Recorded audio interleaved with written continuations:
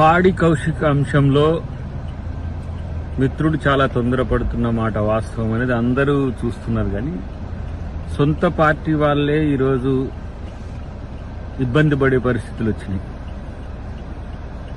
తోటి ఎమ్మెల్యే పట్ల వ్యవహరించాల్సిన తీరు అది కాదు. మీకు తన అభ్యర్థిత్వం పట్ల సమస్య ఉంటే కోర్టులు ఉన్నాయి, చట్టాలు ఉన్నాయి, శాసనసభ ఉంది. కానీ ఎక్కడైతే చర్చ జరుగుతుందో అక్కడ ప్రత్యక్ష దాడికి దిగడం అనేది అది ప్రజాప్రతినిధి చేసే పని కాదు, అది రౌడీలు చేసే పని అనే విషయం గుర్తుపెట్టుకుంటే మంచిదనేది ఒకటి. ఆ విషయాన్ని బేస్ చేసుకుని కేటీఆర్, హరీష్ రావు మాట్లాడుతున్న తీరు చూస్తే హాస్యాస్పదం అనిపిస్తున్నది. ఒకవైపు దాడులు చేస్తూ ఇంకొక వైపు అరెస్టులు వద్దంటున్నారు. మీదేం రాజనీతితో నాకైతే అర్థం కావట్లేదు. అంటే ప్రజాప్రతినిధులు మీరు చేర్చుకున్నప్పుడు అట్లనే దాడి చేస్తే బాగుండేదని అనుకుంటున్నారా? ఇదేం సంస్కృతి తెలంగాణలో? మీ వల్ల ఇలా తెలంగాణ రాజకీయాలనే ఒక రకంగా భయంకరంగా చూసే పరిస్థితి వచ్చింది. ఈ దాడుల సంస్కృతి కాంగ్రెస్ చేసిందా గతంలో? ఇట్లా మళ్ళీ చట్టం మీద న్యాయం మీద మా నమ్మకం ఉందంటాం. చట్టం మీద న్యాయం మీద నమ్మకం ఉంటే చట్టం పని తను చేసుకుపోతుంది, దానికి అడ్డుపడకండి.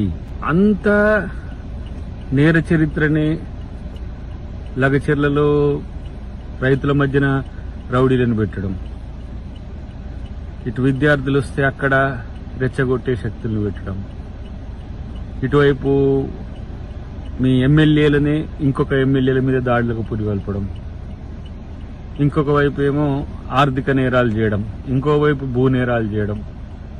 కానీ ప్రభుత్వం ఎట్లుంది, ప్రజాస్వామ్యం ఎట్లుందని చెప్పి వాళ్ళు పరేషాన్ అవుతున్న పరిస్థితి ఉన్నది.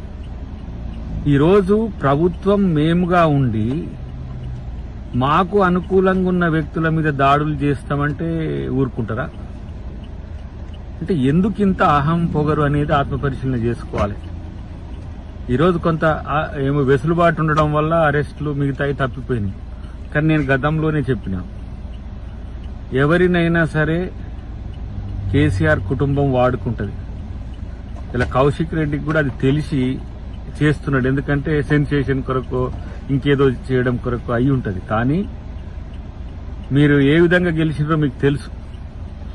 గెలిస్తే గెలిస్తే జైత్రయాత్ర లేకపోతే శవయాత్ర అని చెప్పి ఆ విధంగా బ్లాక్ మెయిల్ చేసి గెలిచిన పరిస్థితుల్లో దాని విలువను కాపాడుకో మిత్రమా. ఎందుకంటే గతంలో కాంగ్రెస్ పార్టీ ఉన్నావు, తర్వాత మాతో కలిసి పనిచేసినావు కాబట్టి ఇది హితవు.